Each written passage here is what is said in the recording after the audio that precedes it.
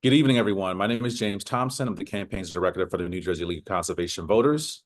Um, the New Jersey League of Conservation Voters is a nonprofit organization that guides and educates and protects our families, communities, and safeguards our natural resources now and for future generations.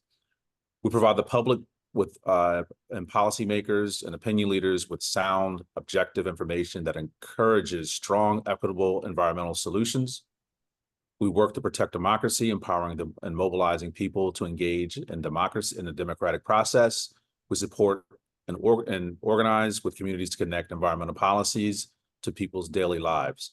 We cultivate environmental leaders that sound policies and protect New Jersey's natural resources for our children, grandchildren, and ensure the prosperity of our future and our economy. Today this event is sponsored by the New Jersey Windworks Coalition, which is a coalition of environmental organizations, faith-based organizations, community organizations, and also labor unions. We support the responsibly developed offshore wind. This webinar is focused on offshore wind and local marine life, conservation and innovation, presented by Captain Paul Eidman, who is an important and prominent member of the New Jersey Windworks Coalition, and also the director of English for Offshore Wind. Next slide, please.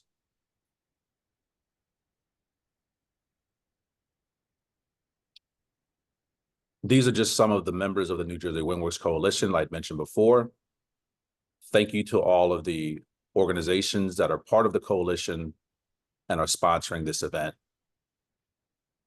Your support and your outreach, your organizing, your advocacy is very much appreciated. Next slide, please.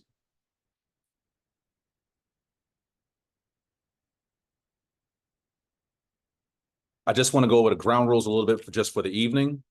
We will be starting very briefly with Paul Eidman, who's going to be presenting. When Captain Paul is finished, we'll follow with a question and answer session. After the question and answer session, we'll be closing. We're planning to have this webinar for no longer than 60 minutes. And also, this webinar is being recorded. This is webinar style, which means that you'll be muted and off camera the entire time. Like I mentioned before, the question and answer session will be at the end. You can place your questions throughout the webinar into the chat. However, we will be fielding questions towards the end. Only the hosts and panelists will be able to see their questions and comments in the chat. If you run into a technical problem, message the host or the co-host, and they will address your problem in a timely fashion. And again, this webinar is being recorded and will be posted on the New Jersey LCV YouTube channel. Next slide. So without further ado, I'd like to introduce my friend and colleague and important member and partner for the New Jersey Windworks Coalition, Captain Paul Eidman. Thank you, James. I'll just introduce myself real quick. We have a lot of material to go into, so I'm going to forgive my brevity at times, but there's a lot. As you know, offshore wind is a complicated subject, and it goes in a lot of different directions. So basically, I'm a fourth generation fresh and saltwater fisherman, lifelong recreational angler. I have a 100-ton merchant mariner license for right now about 28 years. And I own and operate Real Therapy fishing charters. I have been a marine fish conservation advocate for the last 30 years or so. And personally, I specialize in forage fish, marine habitat, and the responsible development of offshore wind. I am the founder of Menhaden Defenders, and I'm also an active board member of the Jersey Coast Anglers Association. You can find me online, usually under the name Paulie Fish, and I'm on Facebook and Instagram and all that stuff. And you can email me at pauliefish@realtherapy.com. In our Real Therapy business on the charter on our fishing trips, We fish for bluefish and striped bass and false albacore and everything's catch and release. We do eat fish if they are sustainable, like fluke and whatever. But here's a couple of sample shots for you. And we also do some whale and dolphin watching, which over the past decade or so has become a normal thing up here in the New York Bight. So for me, the most common question that I'm asked is, if so many fishermen are against offshore wind, how come you are actually for it? What am I missing, Paul? And I have to say that having been on the water for so many decades, I'm starting to see a lot of negative changes. And there are torrential rains, crazy winds, higher and erratic water temperatures, more and more southern game fish, and more. I feel that our marine ecosystem is dying in front of our eyes, and we must do whatever we can to slow the progression of this decline.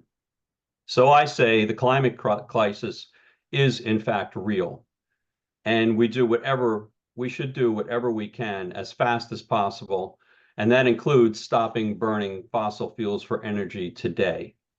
Yes, there are other options out there, and I realize that, like nuclear energy, but we simply don't have the time or the money to bring that online fast enough. Offshore wind is what we have right now, right at our fingertips. It's been in Europe for over 30 years. And in addition to reducing the carbon emissions that are driving climate change, the turbine structures will provide hundreds of fishable artificial reefs and current breaks that will attract numerous game fish species. So my biggest concerns right now are pollution. So continuing to burn fossil fuels is polluting our air and our water. Ocean acidification, burning fossil fuels puts toxins and heavy metals into the air, and it falls into the ocean, and that is affecting all marine life. I feel that offshore wind will improve biodiversity as each turbine will become an artificial reef, and everything from corals, tiny bait fish, crabs, mussels will thrive there, and overall improve forage for game fish, marine mammals, and of course, sea turtles. Each one of these spots will become a fishing hotspot. The turbine foundations will become fish attracting devices and offshore areas that will congregate a variety of species of fish. And I'm hoping it will hold the fish along our coast longer. Right now, migrating species of all kinds only briefly stop here in New Jersey on their way to cooler waters up north. So it is my hope that the addition of a few hundred new artificial reefs will make them stay here longer and improve the overall dire situation along our coastline. And you can see this graphic here. We definitely have still coal burning and other fossil fuels that are being burned to our west. All that goes up into the sky, travels eastward, and falls into the ocean. Aside from a quick intro to offshore wind, I'm going to debunk three hot issues. One is the EMF concern, the myth that they emit dangerous levels of EMFs and they will harm marine life and prevent migration. The fishing worry, how offshore wind will ruin fishing and take jobs away, and how sonar is said to harm or kill whales and dolphins and has caused the wash-ups and strandings over the past couple of years. So to start with, I'll keep it real simple. I'll pretend nobody knows anything about offshore wind. Basically, we have turbines out there that spin and they generate and capture the electricity. It gets sent down to the foundation through to a cable, and then it all goes through a substation, and then it gets sent with one cable to land. Pretty simple. The construction of each turbine is important to this conversation. So a brief overview is that you have the rotor blades, and you have the actual turbine itself, which is what we call the nacelle. And then we have a steel tower, and then there's a transition piece that slides over that tower, and this makes the monopile foundation. And if you look to the right here, you'll see that part of this is this gets pile driven into the seafloor, and then around the base of it is a layer of rock. And here's a good graphic too of the tugboat as they tow the transition towers, I should say, out to sea. So off of New Jersey, I'd like to just go in briefly and describe some of the projects that are currently working in the works here off of New Jersey. This one is called Empire Wind. It's going to be about 17 miles due east of Sandy Hook or Long Branch, and about 14 miles southward of Jones Beach, New York. Originally, when this wind area was planned out, it was supposed to power half for New York and half for New Jersey. But now, as you can see by that purple line, it will only be powering New York, as the transmission cable will be headed into South Brooklyn as well as over near Jones Beach. And over here, you can see there's going to be about 54 or so turbines. And all these red lines indicate where the substation will be right in the center. We call this the pizza slice. So for somebody like myself that fishes in the New York Bight up here in Raritan Bay, I would come out here and then travel eastward and get to the first turbines right out here. The next one actually did not happen. So this is Ørsted's Ocean Winds project. Okay, if you look here, this is the south end of a full north and south offshore wind energy area. So what's shown in the green on the right here is what was going to be Ørsted's lease area. However, only a small portion of that, as shown in this small blue area, was going to be turbines. So this is pretty much postponed until further notice, and nobody really knows what's going to happen here. Next up, we have Atlantic Shores, which is the northern part of that. And that's pretty much directly across from Brigantine and Atlantic City. And here you have pictured Project 1 and Project 2. And Atlantic Shores will have several projects, but right now this is the one that's approved and going down. This is a great shot of some of the distances. If you can see the X on there, that is actually the Atlantic City Reef, which if you know anything about our reef system, that's a good marker. So if it takes you, 10 miles to get there, that's about right. And then further offshore, on the left-hand slide here, you have OCSA 541. That is another Atlantic shores further offshore. That's about 27 or so miles out to sea, so it's much further out. And this was part of the recent 6 lease areas that went up for grabs, and now they're under construction and doing survey work out there.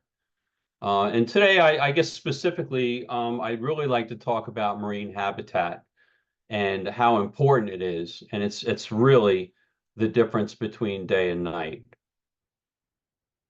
So currently, along our seafloor, it's pretty barren, okay? And that's largely due to trawling, and that is basically rototilling the seafloor and leaving nothing behind. And whether it's for shellfish or for regular or finfish, it tears up the bottom and the root systems and all kinds of little habitats. So there's relatively nowhere for animals to hide. At the same time, as these trawls are dragged along the bottom, it suspends sediment and nutrients, and the entire chemistry of the water is changed. You can see here on the left here, that's a scallop drag. And then on the right, that's a clam dredge. So for those non-fishing people out there, you should know that there's a dozen or so, I think it's 14 at the last count, New Jersey state-placed artificial reefs. And these are indicated by these little purple rectangles over here.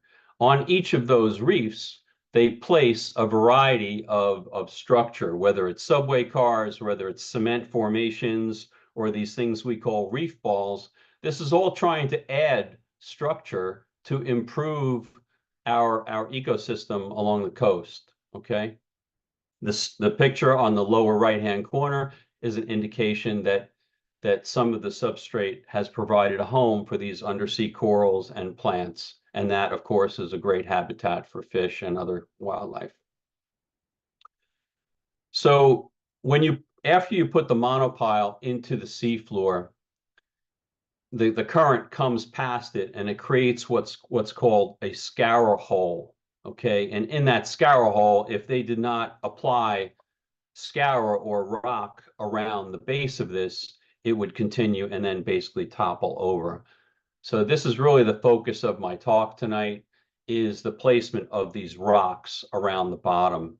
And you could see by this lower picture that the current hits these things and all kinds of currents form around this. And that's important to the conversation. So these are what we call scour rock delivery ships. There's two types of scour, two sizes of rock. There's like an 8-inch size, and then there's a much larger football size. And that is placed in the bottom, around the bottom of the monopile with this long chute. And this is roughly a 90-foot diameter, okay? That's a lot of it's like a foundation for everything to grow upon. Okay, so using what happened up in Rhode Island and Block Island Wind Farm as an example, back in 2016, they finished construction, and almost immediately the mussels aggregated all over the bottom, and everything just started happening all at once, and it became a very, very exciting place to fish within months. If you look at the picture to the left, you can see down near the seafloor, you have lobsters and crabs, and then there's codfish. These are benthic species, meaning fish that live on the bottom. And then as you move up through the tidal zones, you have different types of fish that will gather in those currents behind, they go in the lee, okay? And then all of a sudden, you have an abundance of those fish, and you have everything from dolphins to seals to birds to you name it, picking off all these fish. So it's going to become quite a bonanza. The most popular fish that we're going to see down there is probably going to be black sea bass, but there will be other species that I'll talk about in a little bit. This also provides an opportunity for us to add the reef balls and other types of structure down there to enhance the foundations. Now, this, of course, is not happening yet, but it is something that recreational anglers, as well as divers and even commercial fishermen, should get behind, because it will offer everybody an opportunity to increase their catch and or enjoyment of the site. And as you can see, these are all pictures from the Block Island Wind Farm. That's me up on the left there. We're fishing pretty much right near it. And there's all kinds of habitat down there. And we caught a lot of black sea bass that day. The next time I went back a month later, we caught a lot of fluke down there. And then in the winter, they get a lot of cod there. They even spear gun in the summer there during the slack tides. The current is very strong there. It's about 90 feet deep.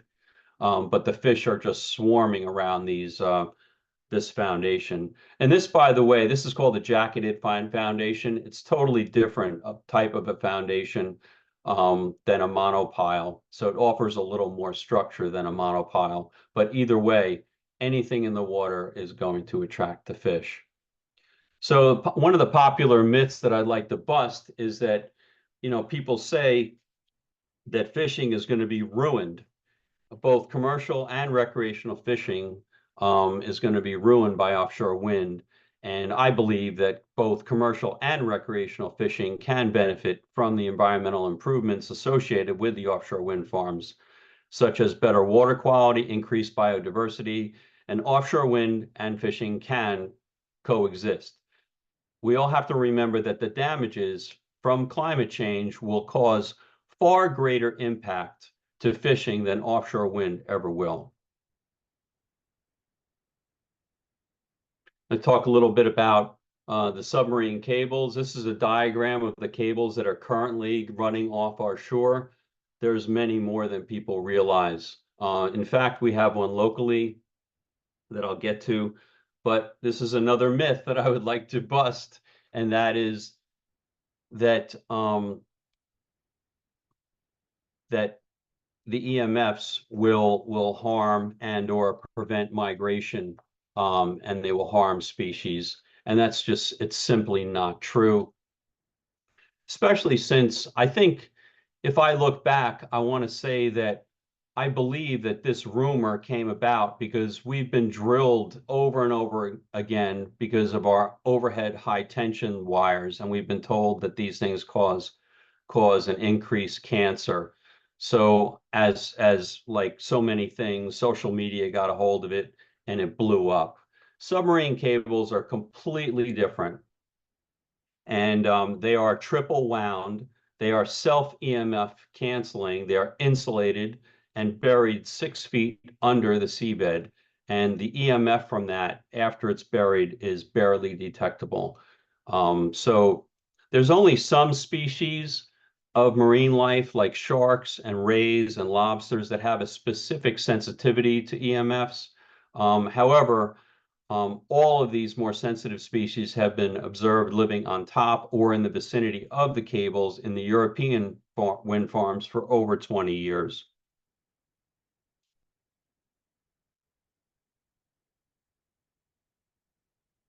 So getting back to migration paths and things like that. So this is pretty much my home waters here, running from Sayreville, New Jersey, all the way over to Jones Beach, Long Island. There has been a 660 megawatt cable that is buried under Raritan Bay. It goes across the mouth of the Hudson River and then over to Jones Beach. And those of you familiar with Jones Beach, you can see the tower there, and that's running right under the roadway, or I should say next to the roadway.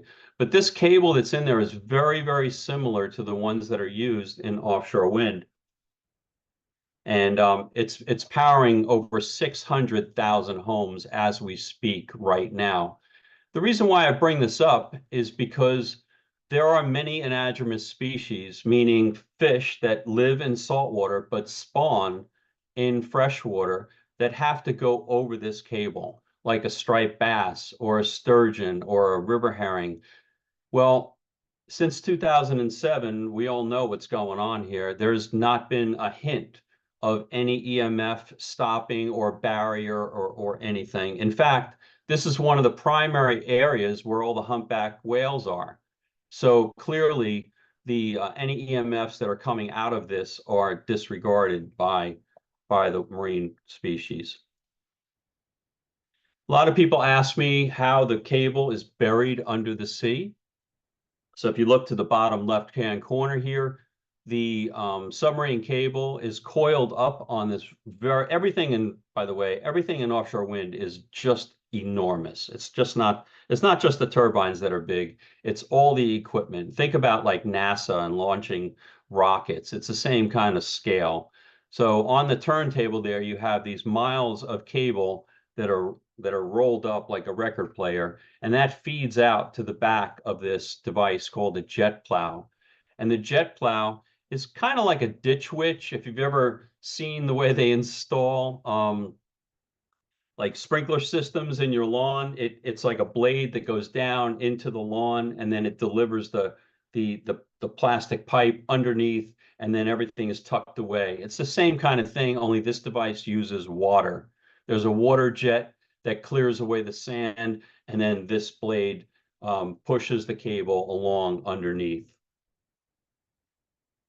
So this is a really good close-up of a transmission cable. You can see that there's a number of different insulating materials in there, both plastic, lead, and rubber, and everything is all sealed up inside this and then buried. And you can see if you look at these concentric rings on the right here, you can see how much the EMFs decay as the cable is buried. So it's when you run a gauge over this, it's barely perceptible. An exposed cable obviously would have more, but it's still, just because of the way that the cable is constructed, it barely emits any EMFs. Another very, very important myth that we need to talk about is offshore wind and sonar. So, and bear with me a sec. So basically, the picture to the left shows you have a sonar unit that's looking down to do bottom mapping, and that sonar for offshore wind goes about 150 to 350 feet below the seabed. On the right, you have a device called a seismic air gun, which blasts down air charges that goes more than 6 miles below the seabed, and they're specifically looking for oil and natural gas reserves. Now, way back when, I guess the internet did a great job of this one as well. So I think when people Googled sonar bottom mapping and offshore wind exploration, it came up with a lot of information with oil and gas. And this took off like a wildfire. And they quickly blamed this offshore wind sonar on the whale deaths. Excuse me, they blamed the whale deaths on the sonar, which is completely false. So this rash of whale washups that occurred from early December of 22 through the spring of 23 was inaccurately declared due to the sonar vessels, and social media quickly spread the word in minutes, and that offshore wind sonar was to blame. But it was very clear after the first necropsies were done, science and the data from the necropsies showed otherwise. And it said almost all the humpback strandings that occurred in New York and New Jersey this winter had clear signs of a vessel strike. Another scientist said these factors suggest that the increase in vessel strikes in New York and Virginia is likely due to the combined effects of changes in humpback whale habitat use, surface feeding behavior, occurrence in shallow waters, and the prevalence of juvenile whales and increases in vessel traffic in these regions. There's a couple of different kinds of survey methods. There are different items, or should say devices, that are towed behind the vessel to do geophysical or bottom mapping. And this vessel down below in blue, that would be a sample of a survey vessel. And then you would use a smaller vessel to do nearshore survey. So when you're out in the ocean, you use a big ship, and when you're near shore, you use a smaller one. So that's geophysical. Then you have geotechnical sampling, which is basically doing inspections of the sea floor. So what they're doing is they're dropping down, they're doing like grabs, like a soil grab, and pulling it back up and then inspecting that. And then the picture on the right is actually a core sample that's being taken, and you can see the tower that comes up from that. So if they were going to put in a monopile, they want to test the substrate down below before they do that to make sure there's nothing in the way. So it's important to recognize the difference between geophysical and geotechnical sampling, both of which are harmless to marine life. This is probably my most favorite part, because I have a unique position here. I mentioned in the beginning that I was a founder of an organization called Menhaden Defenders. When I first started the organization a long time ago, I did it mainly to preserve these very, very important fish for striped bass. But what also happened was that the whales came, they just came back in force.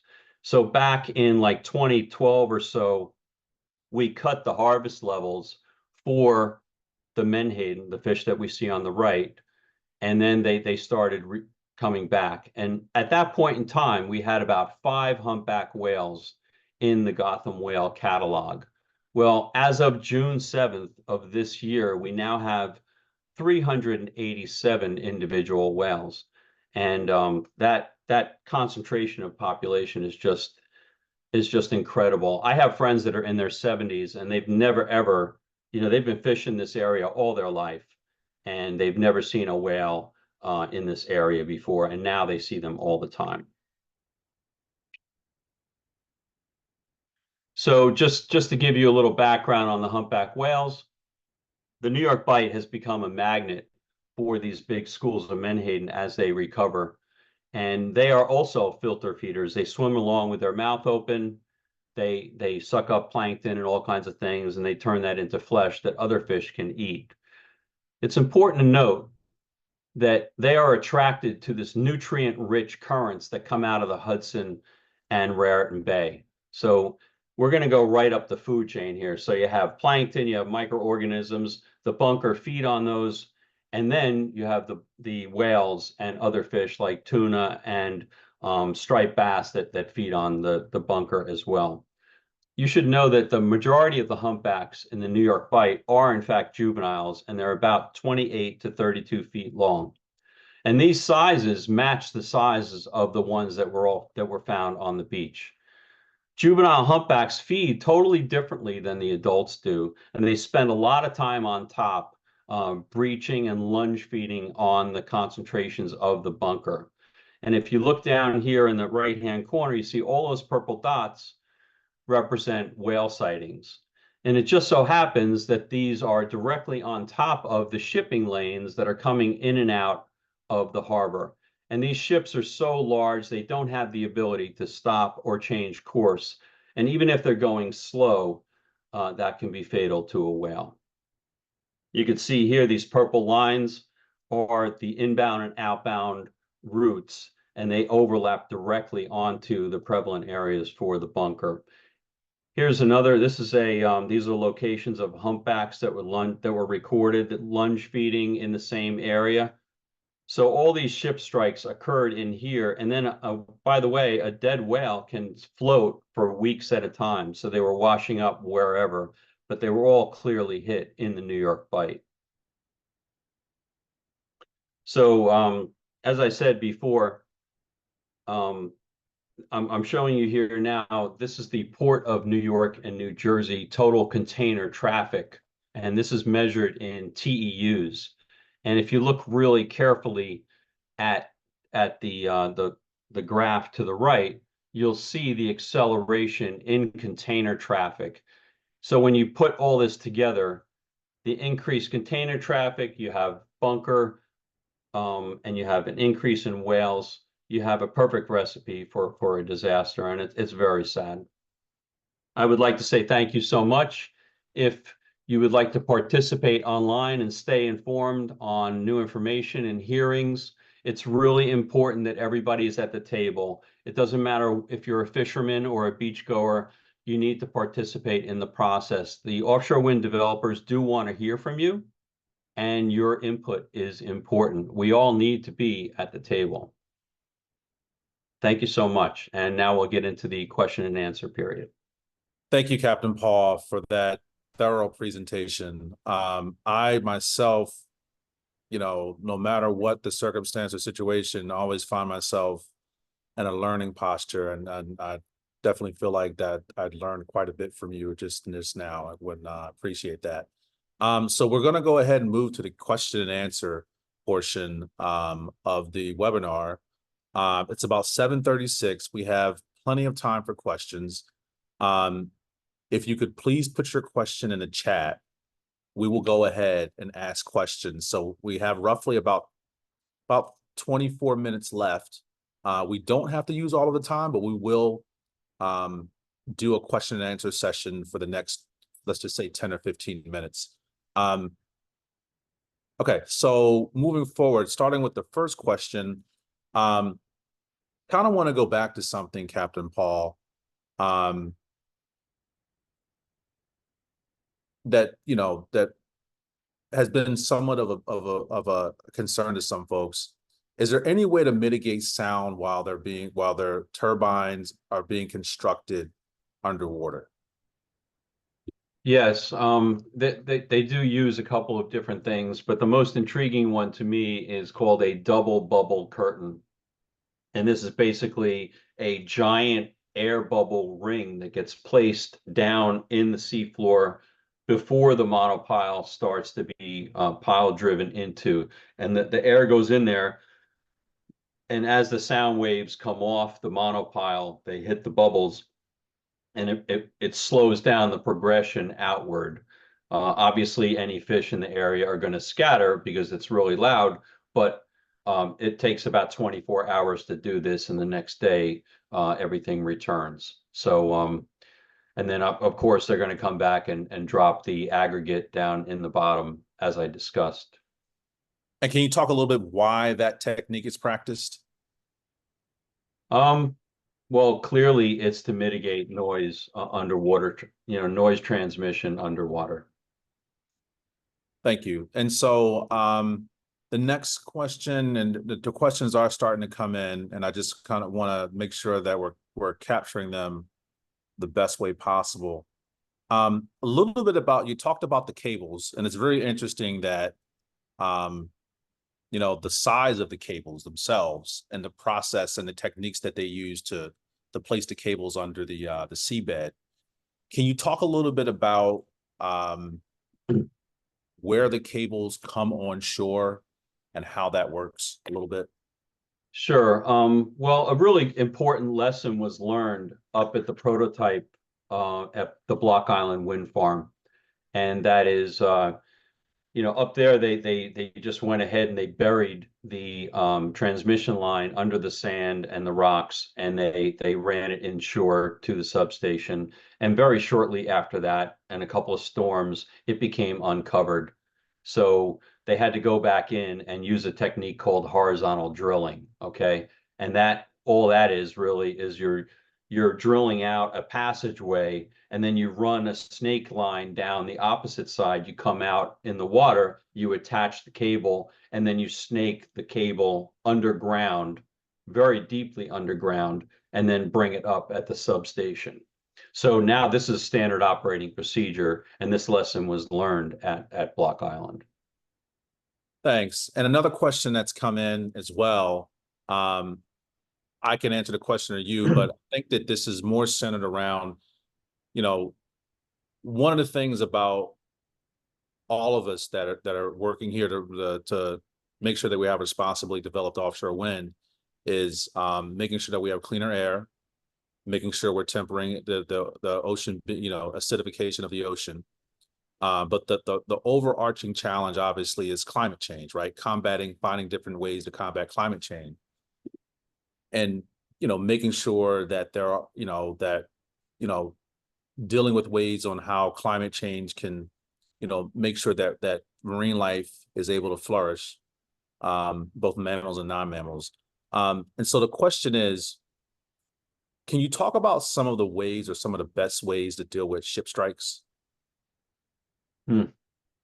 That's a really I think that the technology needs to improve.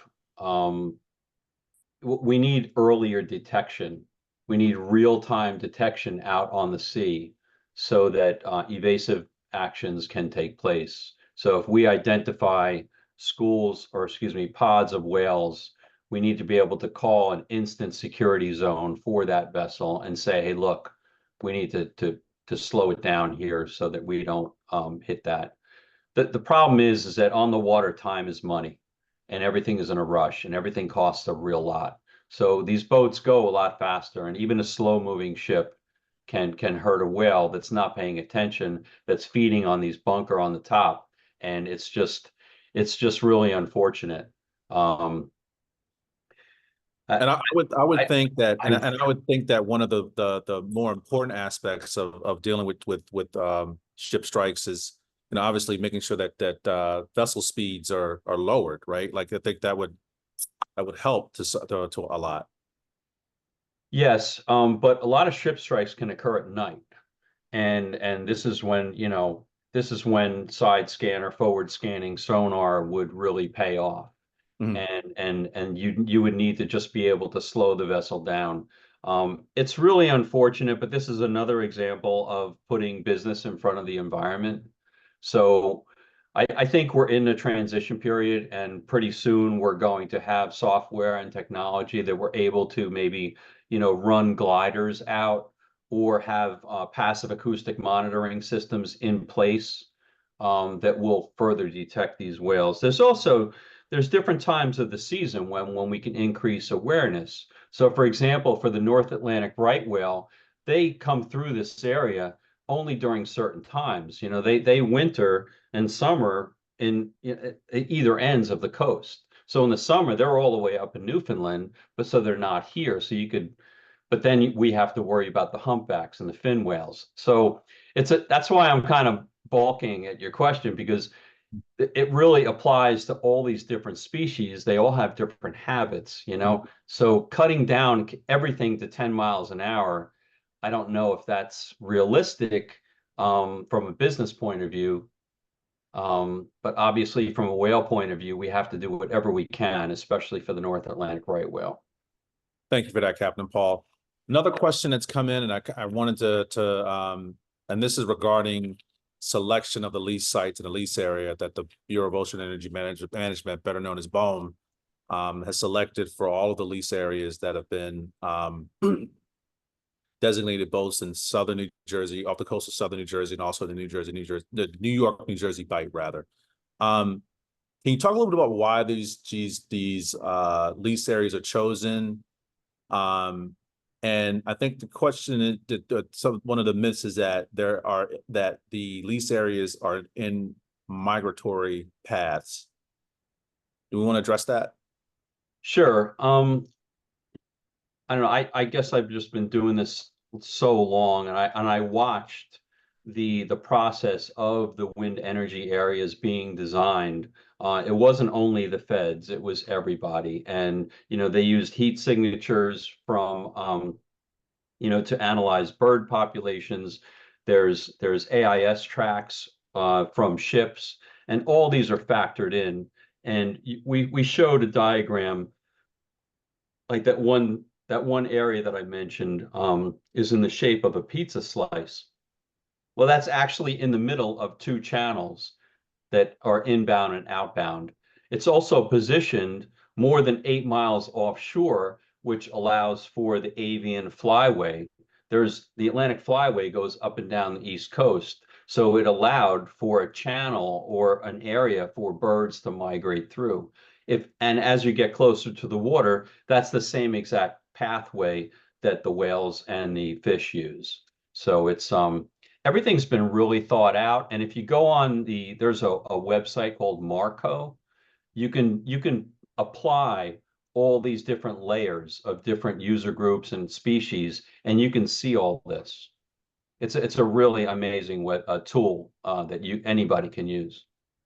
So basically, in a nutshell, the lease areas are based off of research, data, and science Oh, in a big way, in yes. a very big way. Okay. Yeah, and I want to add that just because a lease area is shown on a chart as this huge area, that doesn't mean that that entire area is going to be filled with turbines.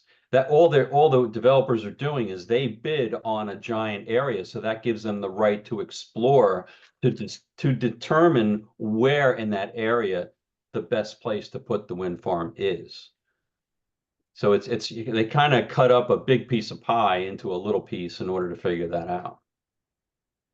Okay, so here's another question, and I'm just going to read the question verbatim. How will NOAA Fisheries conduct stock assessment surveys with limited access to areas they historically use? That's a really good question, especially from a commercial fishing point of view. And it's really a New England question. It's important to understand that you have a NOAA vessel, let's say, that has been doing the same test drags behind them with nets. And that has created a baseline over years. And what's happening is that some of the wind farms are in fact on top of that baseline. So NOAA is going to have to be pretty creative, and whether they're going to use, like, for example, for whales, they could start using drones instead of aircraft, or for the ships, they might need to use an inshore vessel, a smaller vessel with a smaller net. But they're going to have to change in certain areas. It's not everywhere, okay? But Thank you for it that. can be done. It's vital because this data is extremely important to all fishing activity. Um, since you, so here's a question, another direct question about commercial fishing men and women. Can you talk a little about some of the concerns that this is a direct question, some of the major concerns that you've heard from commercial fishermen and women? I think the biggest one is from the part of the community, the commercial fishing community that tows mobile gear, meaning nets that they drag behind them, or scallopers or clammers that have to drag trawls along the bottom in order to catch their clams and scallops. So their contention is that, pretty simple, is that the offshore wind turbines are in the way. Um, and then also their big thought was that if there was a storm, they could potentially veer into one of these. And so you got to remember that there's about a mile between each one. Okay. So I was involved in a computer exercise. I went up to Rhode Island, and they did it was actually a helm. It was like a 3D room, and you got to pilot a 90-foot trawler through a wind farm in a very bad storm. And it was a simulator. And it was fascinating. There were 15 guys in the room. There were commercial guys. There were recreational guys. There were all kinds of people in the room. And we all did it. But there will certainly be situations where you don't want to be in the middle of the wind farm. So it may cut into their fishing time, and that's what they're afraid of. That was their biggest concern, that they would lose access to certain areas at certain times. Does that answer the question? It does. And I want to ask another question, and this is relating to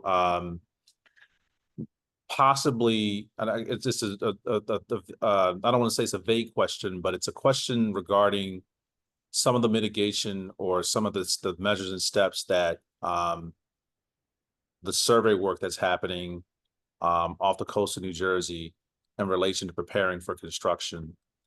And so with Atlantic Shores being out there doing work, and it's just to be, make sure that everyone understands that there isn't any construction happening. Pre-construction, yes. Some of what Captain Paul had mentioned, but can you talk about some of the steps and what kind of reiterate what Atlantic Shores, who is the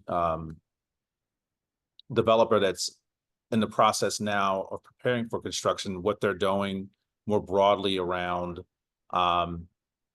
mitigation? I can speak generally. I'm not going to speak directly about Atlantic Shores, only because all the developers are pretty much doing the same thing. They all do the same practice because it's prescribed to them by BOEM. They have to follow certain rules. And one of the main rules is that they have to have protected species observers on board every vessel, and this is 24/7. Okay, so when a marine mammal like a whale or a dolphin or a sea turtle is spotted, all operations cease. And until there's an all clear sounded, they sit there. They don't operate anything. Okay, so that's one of the main mitigation methods. So they not only are able to do this during the day, but they can do this at night too. So they have what's called passive acoustic monitoring. And I believe Atlantic Shores is in fact engaged with Rutgers, and they use these gliders, which looks like a torpedo, and that pings back and forth between the construction area and the vessel and the buoys. So if something interrupts that sound and it pings back, they know at night that there's a presence of an animal, and they would stop work at that point as well. Okay. So I think at this point, Captain Paul, thank you so much for providing insight and data and science-backed information. Sure. I'd For like the to add one thing, though, James, if I Sure. could. And I didn't get to add this, but it's important to note that, say what you will about offshore wind, but I'm really excited about the new research opportunities that are going to come from this. Folks should know that all the developers in New Jersey kicked in $10,000 per megawatt uh, into NJDEP and the BPU. So we have a bank of $26 million right now to study offshore wind and ocean wildlife and commercial fisheries. And these are studies that would never have been done unless we had this funding. So we're going to learn a lot more. And then once the turbines are up and in place, we're going to be able to put monitors up there. We're going to be able to continuously monitor the oceans. And I can get excited about that. You know what, Captain Paul, I think you're exactly right. And I think we're all looking forward to having research data and information that will continue us to allow us to evolve and how we're adapting to not only climate change, but you know, offshore wind construction, and ultimately making sure that we're getting cleaner air through offshore wind farms. So next slide, please. Stand by.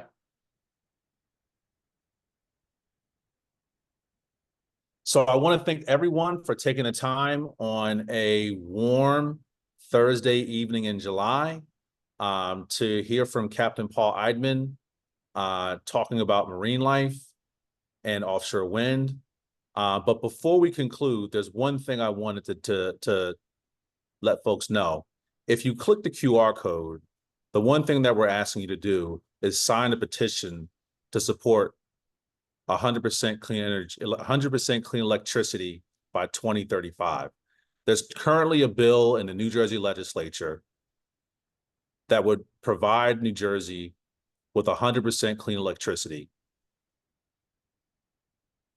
Clean electricity options such as offshore wind, solar, and other forms of clean energy as well. So if you could take the time, I'll give you an opportunity to look at the QR code, scan the QR code, sign the petition, take action, because not only is offshore wind part of 100% clean electricity, but other farms are as well. And all of this is being done to combat climate change. I want to thank Captain Paul Eidman again. I want to thank the partners of the New Jersey Windworks Coalition for sponsoring this event. I want to thank everyone that attended as well. I hope you enjoy your evening. Good night, and have a good evening. Thank you.